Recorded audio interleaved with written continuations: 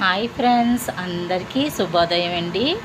ఈరోజు వచ్చేసి చూస్తున్నారు కదా, ఇది 5:15 అయింది. టైం వచ్చేసి చూసారు కదా, ముందు రోజు నైటే నేను నీట్గా రాత్రి పడుకుంటాం అనగా బయట మా ఇంటి ముందు ఏదైతే ప్లేస్ ఉందో ఆ ప్లేస్ని నీట్గా ముగ్గు అయితే పెట్టుకొని నాకు చాలా ప్రశాంతంగా అనిపిస్తుంది. అండ్ చూస్తున్నారు కదా, బయట వాతావరణం అంతా చాలా కూల్గా అనిపిస్తుంది నాకు ఎర్లీ మార్నింగ్ లెగ్గానే. అండ్ ఇక్కడ వచ్చేసి నేను రైస్ అండ్ పప్పు అయితే ఈరోజు వర్క్ చేసుకుందామని ప్రిపేర్ అయ్యాను. నీట్గా ఫ్రెష్ అప్ అయిపోయామన్నమాట. స్నానం అది అయిపోగానే వెంటనే పప్పు అయితే ఉడికిపోయింది. ఇక్కడికి వచ్చేసి నేను తాలింపు పెట్టాను.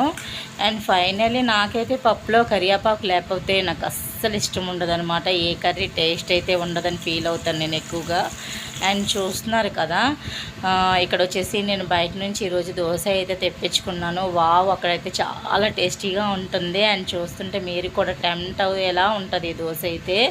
అండ్ చూస్తున్నారు కదా, ఫైనల్గా దోశ అయితే ఫినిష్ చేసి ఇంట్లో గబగబా పని చేసుకుంటాను అనమాట. రోజును ముందు రోజే ఫినిష్ చేసుకుంటాను.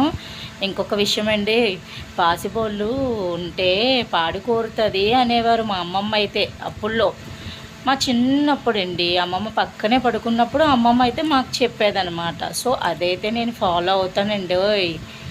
అండ్ చూస్తున్నారు కదా, ఈరోజు అయితే ఇంకా లాస్ట్లో ఏం చేశానంటే, టిఫిన్ అయితే తెచ్చేసుకున్నప్పుడే నేను ఇంట్లోకి పప్పు తాలింపులో మీరు చూసే ఉంటారు, కరివేపాకు లేదు. కరివేపాకు లేనిదే ఏ కర్రీ టేస్ట్ ఉంటుందని నేను ఫీల్ అవుతాను.